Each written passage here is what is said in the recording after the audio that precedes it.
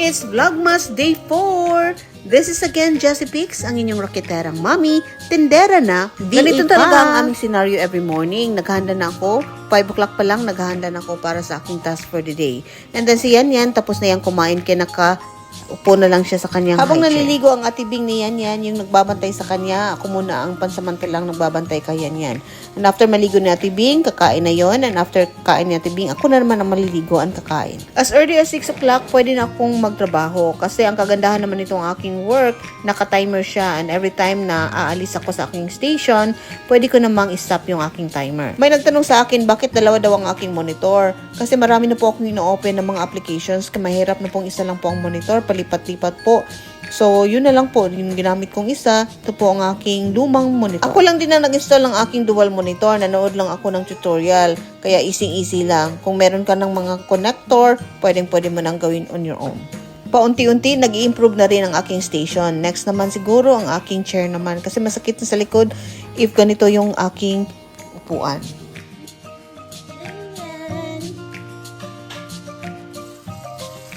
Chinek ko na rin pala ang ating piniritong bangos. Ang sarap kaya ng bangos sa umaga. If may niluluto kami na may amoy, especially if magluluto kami ng fried fish, in-on muna namin ang aming exhaust fan. Matagal-tagal na rin namin hindi nagagamit aming exhaust fan, kaya nitry namin baka hindi na umandar. Okay naman siya, and ito na nga, naluto na po ang ating piniritong bangos. Ang sarap ng bangos! Si Daddy Sel, hindi niya bet ang bangos kasi marami daw tinik. Nagluto na rin nga pala ako ng itlog na may cheese kasi ito yung paborito ni Kuya. Minsan kasi pinabaunan ko siya sa school, sabi daw ng classmate niya masarap daw. Alam niyo ba na paborito ko pa rin ang ganitong klaseng kawali? Talagang bumili ako sa market, local market lang dito sa amin, ang ganitong kawali. Kasi napakaganda pa rin niyang gamitin. Nakasanayan ko na rin sigurong gumamit ng ganitong klaseng kawali kasi ito rin ang gamit ng aking parents. Way back, doon pa ako nakatira sa aming bahay. Gusto ko na rin sanang gamitin yung bagong nabili ko na Red Chef, kaso lang hindi ko pa na-season. Maybe if may mga putahe na naman ako nalulutuin, yun na siguro ang gagamitin ko. Isa sa mga nakapagpapasaya sa akin ngayon is yung makapagluto ako para sa aking mga anak. Kahit isang simpleng itlog lang, masaya na sila dahil ako mismo ang nagluluto. Ang mga ganitong bagay, hindi ko siya nagagawa before dahil 6 o'clock pa lang, umaalis na ako ng bahay. Present mom na rin ako, especially kay Kuya. If may mga events sa school, nakakapag-attend ako. If may meeting sa school, nakakapag-participate na rin ako. Unlike before, na talagang hindi talaga ako nakapag-attend ng mga meetings. Sabi nga ni Kuya, Mama, ako lang yung walang parent to. Ilang taon ko na rin pinag-isipan na mag-transition na maging work from home mom. Hindi naging madali ang aking pag-transition dahil marami pa akong wino-workout hanggang ngayon. It's not a matter of my career now, but it's a matter of my priority, which is my family, especially my kids. Lalong-lalo na si Kuya na nasa growing up years siya, kailangan talaga niya ng guidance.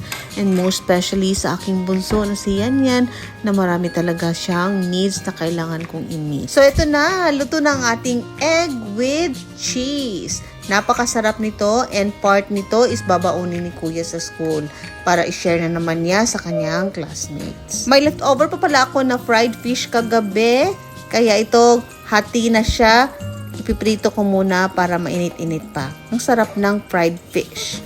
Nagpapasalamat nga pala ako kay Daddy Ben dahil meron pa kaming bigas hanggang ngayon dahil binigyan niya kami last time na nakapag-anis siya doon sa kanyang ano nga ba yun? Rice field? After ko palang masikaso si Kuya, ayun, naligo na rin ako and nag-breakfast.